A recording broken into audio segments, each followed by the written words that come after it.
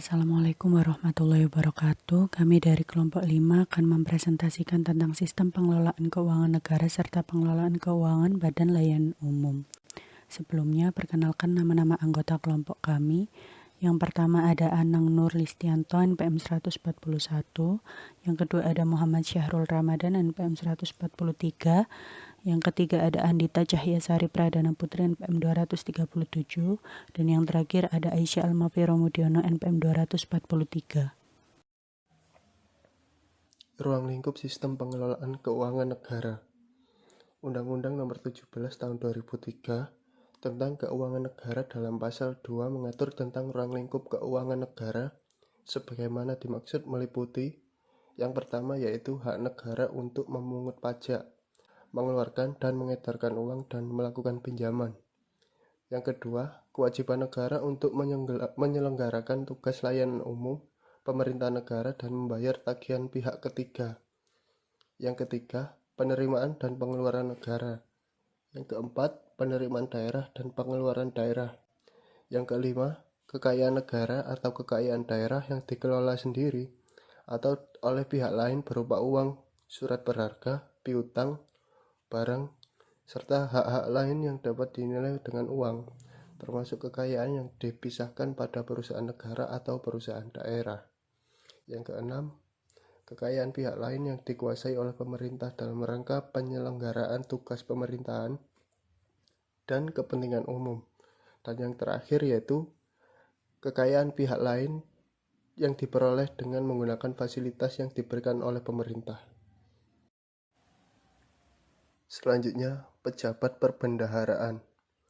Pejabat perbendaharaan merupakan pejabat pemerintah yang melakukan tugas dan kewenangan dalam pengelolaan keuangan negara. Akibat hukumnya, pejabat tersebut harus tunduk secara umum kepada peraturan yang mengatur tentang administrasi pemerintahan. Pejabat perbendaharaan terdiri dari pengguna anggaran dan kuasa pengguna anggaran. Pejabat pengguna anggaran. Dalam pasal 10 Peraturan Pemerintah Nomor 58 Tahun 2005 tentang pengelolaan keuangan disebutkan bahwa pejabat pengguna anggaran mempunyai tugas dan wewenang sebagai berikut. Yang pertama, menyusun RKA SKPD, menyusun DPA SKPD, melakukan tindakan yang mengakibatkan pengeluaran atas beban anggaran belanja, melaksanakan anggaran SKPD yang dipimpinnya, melakukan pengujian atas tagihan dan memerintahkan pembayaran, dan melakukan pemungutan penerimaan bukan pajak, mengadakan ikatan perjanjian kerjasama dengan pihak lain dalam batas anggaran yang telah ditetapkan, mengelola utang dan piutang yang terjadi menjadi tanggung jawab SKPD yang dipimpinnya. Kemudian mengelola barang milik daerah atau kekayaan daerah yang menjadi tanggung jawab SKPD yang dipimpinnya. Kemudian menyusun dan menyampaikan laporan keuangan SKPD yang dipimpinnya, mengawasi pelaksanaan anggaran SKPD yang dipimpinnya, melaksanakan tugas-tugas pengguna anggaran atau pengguna barang lainnya berdasarkan kuasa yang dilimpahkan oleh kepala daerah. Dan yang terakhir, bertanggung jawab atas pelaksanaan tugasnya kepada kepala daerah melalui sekretaris daerah. Tugas kepala SKPD selaku pejabat pengguna anggaran atau pengguna barang yang lain yakni menandatangani SPM atau surat perintah membayar. Pejabat pengguna anggaran ini dalam melaksanakan tugasnya dapat melimpahkan sebagian kewenangannya kepada kepala unit kerja pada SKPD selaku kuasa pengguna anggaran atau kuasa pengguna barang. Pelimpahan wewenang ini menetapkan oleh kepala daerah atas usul kepala SKPD. Penetapan kepala unit kerja pada SKPD sebagaimana dimaksud berdasarkan pertimbangan tingkatan daerah, berdasarkan SKPD, berdasarkan jumlah uang yang dikelola, beban kerja lokasi, kompetensi, dan atau rentang kendali, dan pertimbangan objektif lainnya. Kuasa pengguna anggaran bertanggung jawab atas pelaksanaan tugasnya kepada pengguna anggaran atau pengguna barang. Kemudian struktur struktur organisasi. Menurut pasal 6 Perpres nomor 28 tahun 2015, struktur organisasi keuangan negara terdiri dari yang pertama Sekretaris Jenderal, kemudian Direktorat Jenderal Anggaran, Direktorat Jenderal Pajak, Direktorat Jenderal Bea dan Cukai, Direktorat Jenderal Pembendaharaan, Direktorat Jenderal Kekayaan Negara, Direktorat Jenderal Perimbangan Keuangan, Direktorat Jenderal Pengelolaan Pembiayaan dan Risiko, kemudian Inspektorat Jenderal, Badan Kebijakan Fiskal, Badan Pendidikan dan Pelatihan Keuangan, staf ahli bidang peraturan dan penegakan hukum pajak, staf ahli bidang kepatuhan pajak, staf ahli bidang pengawasan pajak, staf ahli bidang kebijakan penerimaan negara, staf ahli bidang pengeluaran negara, staf ahli bidang makroekonomi dan keuangan internasional, staf ahli bidang kebijakan dan regulasi jasa keuangan dan pasar modal, dan yang terakhir staf ahli bidang organisasi, birokrasi, dan teknologi informasi. Selanjutnya, kami akan membahas mengenai dokumen pelaksanaan anggaran. Dokumen pelaksanaan anggaran atau yang biasa disingkat dengan DPA merupakan dokumen yang memuat pendapatan dan belanja setiap OPD yang digunakan sebagai dasar pelaksanaan oleh pengguna anggaran.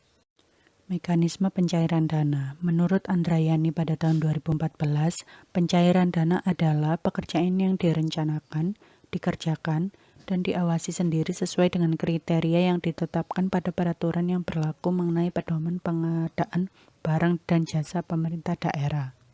Tujuan dari pencairan dana antara lain yang pertama, meningkatkan kemampuan lembaga pemerintah dalam pelaksanaan pengendalian pembangunan secara partisipatif sesuai dengan prosedur dan aturan yang berlaku.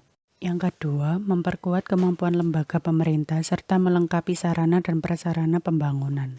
Yang ketiga, membiayai kegiatan guna mendorong percepatan pembangunan baik di pemerintah pusat atau pemerintah daerah. Badan Layanan Umum. Badan Layanan Umum atau yang biasa disingkat dengan PLO adalah instansi di lingkungan pemerintah yang dibentuk untuk memberikan pelayanan kepada masyarakat berupa penyediaan barang atau jasa yang dijual tanpa mengutamakan mencari keuntungan dan dalam melakukan kegiatannya didasarkan pada prinsip efisiensi dan produktivitas. Tujuan dari adanya PLO adalah untuk meningkatkan pelayanan dan memberikan fleksibilitas dalam pengelolaan keuangan. Hukum PLO adalah pasal 68 dan 69 UU nomor 1 tahun 2004 tentang perbendaharaan negara yang kemudian ditindaklanjuti dengan PP nomor 23 tahun 2005 tentang pengelolaan keuangan PLO. Yang selanjutnya, lingkup keuangan Badan Layanan Umum. Terdapat pada pasal 10, RBA disusun berdasarkan basis kinerja dan perhitungan akuntansi biaya menurut jenis layanannya. RBA BLU disusun berdasarkan kebutuhan dan kemampuan pendapatan yang diperkirakan akan diterima dari masyarakat, badan lain, dan APBN atau APBD. Pada pasal 11, Menteri Keuangan sesuai dengan kewenangannya mengkaji kembali standar biaya dan anggaran BLU dalam rangka pemrosesan RKA-KL, rencana kerja dan anggaran SKPD atau rancangan APBD sebagai bagian dari mekanisme pengajuan dan penetapan APBN atau APBD. BLU menggunakan APBN atau APBD yang telah ditetapkan sebagai dasar penyesuaian terhadap RBA menjadi RBA definitif. Yang selanjutnya, Badan Pengawas Badan Layanan Umum. Badan Pengawas Badan Layanan Umum adalah organ BLU sendiri yang terdiri dari unsur-unsur pejabat dari Kementerian Negara atau lembaga atau Dewan Kawasan dan Kementerian Keuangan, serta tenaga ahli yang sesuai dengan layanan Badan Layanan Umum. Memiliki wewenang yang pertama, mendapatkan laporan berkala atas pengelolaan BLU, antara lain laporan keuangan dan laporan kinerja. Yang kedua, mengetahui kebijakan dan tindakan yang dijalankan oleh pejabat pengelola BLU dalam melaksanakan kegiatan BLU. Dan yang terakhir, mendapatkan penjelasan dan data dari pejabat pengelola BLU atau pegawai BLU mengenai kebijakan dan pelaksanaan kegiatan BLU. Sekian presentasi dari kelompok kami. Mohon maaf apabila ada salah kata. Wassalamualaikum warahmatullahi wabarakatuh.